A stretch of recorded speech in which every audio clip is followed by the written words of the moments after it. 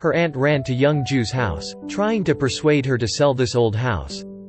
These things never happened. When her parents were still alive, her parents were hit by a driver several years ago. The story that I told today is a story worth ponder through the Korean drama, Youngju. In this house, only Youngju and her brother lived dependent on each other. The aunt's family interrupted just because she wanted to share benefits. But Youngju cannot sell the house. This is the last legacy that parents leave to the two sisters. As soon as he chased them away, he saw his brother's mental breakdown. To keep this house, she has to find a job. Without a degree, it is only possible to do manual labor. On the day of her parents' death, she cooks a huge dining table with a variety of dishes, putting a photo of her parents on the altar. But her brother is still not home. Youngju stood next to the street light, waiting for her brother to come home. The phone cannot be reached. While worried, she received a call from the police informing her her brother and his friends were causing trouble at the internet shop, had stabbed someone else to be injured. The younger brother was the one who stabbed.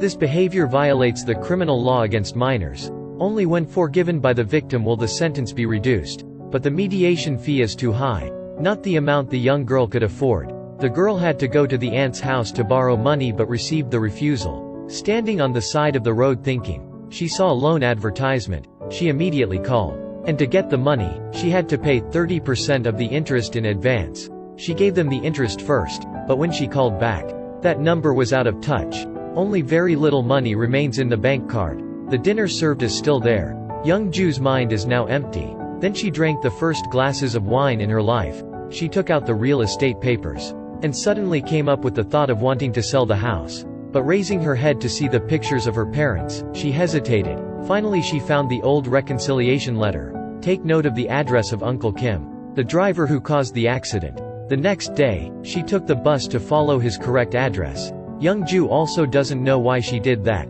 Maybe it was because she wanted some money to get through this tough time. She followed Uncle Kim's wife to the store. It was a simple stall, selling foods made from beans. Looking at them from a distance, she was a little confused. Don't know what to say.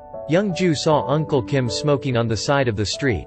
She wanted to ask questions. But when she opened her mouth, she said, "Are you hiring?" So Youngju becomes the shopkeeper. Being a shop worker for the person who killed her parents was a huge torment for her. But when she felt the care of the couple and Uncle Kim, she found a warm feeling again. Like relatives, more like parents. After a day of working, Ms. Kim also gave her some tofu to bring back. A girl with an inner contradiction threw these things in the trash.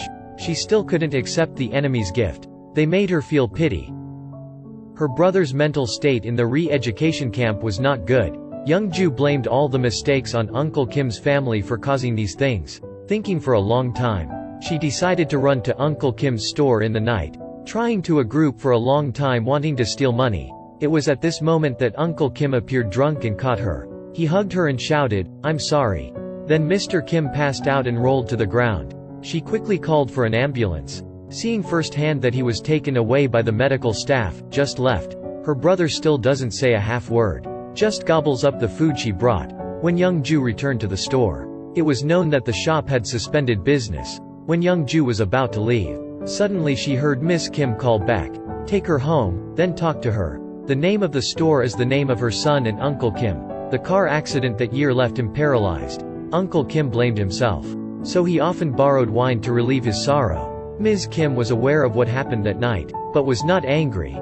If Uncle Kim was not hospitalized in time, perhaps now he will be just like his son. Ms. Kim realizes Youngju's hard to say, having taken out some money for her. Just the little girl slowly paid back.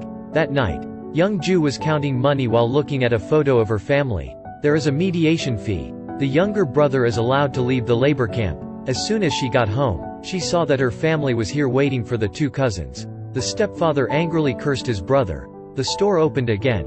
Ms. Kim takes care of and treats Youngju like her own child. Here, Youngju feels the warmth of family. Come to Uncle Kim's house to play. Wear the clothes that Miss Kim gave you. Go for a walk with Miss Kim. The good things that Youngju secretly wish have come true. The younger brother was arrested again for fighting charges. Uncle Kim drove her to the police station. Disappointing her brother makes the girl sad. But isn't she herself living with her enemies every day? The little affection that she silently kept was shattered right now. After the brother met Uncle Kim, he felt this face was very familiar. Go home to find and reread the mediation letter. Discovered that he was an enemy who killed his parents in the past. He goes to the store where Youngju is working for hire, but is stopped by Youngju. The mood is not good, making Youngju knock over the tofu tray to deliver.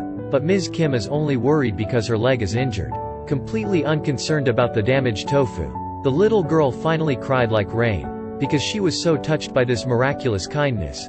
After going home, the two Youngju sisters talked about this. Since parents died, relatives have not cared about love. Their coldness caused Youngju to almost collapse. But Uncle Kim gave her a warm feeling. The car accident that year was just an unintended incident. Let alone their families were almost broken. Brother agrees with her. There was something she had to say about her true identity, and if it was accepted by them. The younger brother decided not to ask about it anymore. After her brother went to bed, Youngju sat under the dim light thinking for a long time. Then she wrote a letter to resign. She is afraid that after she clarifies her identity, the warm feeling she is holding will be gone. She immediately ran out of the house. Run to knock on Uncle Kim's door to say everything clearly. Youngju chooses honestly, does not want to continue lying. After listening, without any attitude at all, the two of them prepared blankets for her to sleep. Perhaps this is the way they accepted it. Youngju can't sleep, so she goes to their son's room. She admires him to have such good parents. After a while, the room was lit. Youngju lies behind the curtains and hears the couple's conversation. Ms. Kim blamed Youngju for why she appeared. They should not naturally meet each other. Should not be too honest with each other. Do they know how to face Youngju? In their hearts only shame, even disgrace. It turned out that after revealing her identity, a happy life did not come as expected. This warmth is disappearing. Youngju quietly left. She walked on the road at dawn, until she crossed a bridge. She approached the railing. She took one more step. She just wanted to jump down. In the faint flashes of the day, in the passing cold winds, suddenly she faltered. She didn't have the courage to jump down. She leaned her head on the railing, cried loudly. A long time later stood up and walked. What the future will be, she doesn't know. But she knew, this was not her future. Youngju is directed by Cha Seong-duk. Kim Hyung-ji, Kim Ho-young are the main actors. To be released in 2018 in Korea. The parents who killed their parents became the most loved ones like their parents. She has no place to rely on. But she carries the burden on these shoulders too honestly. And also because of this honesty, that she can easily discern the honesty of others. Hatred won't do anything. On the contrary, understanding is the only way out. Like Youngju being tricked into borrowing money, the simplest person is the most vulnerable. When Uncle Kim and his wife knew the truth, the regret has made them unable to face Youngju. This resilient girl lost her support again. This is the result of the encounter between good and good. Youngju's crying and suffering are just as painful as belief in kindness. The movie here is the end. Goodbye and see you next time.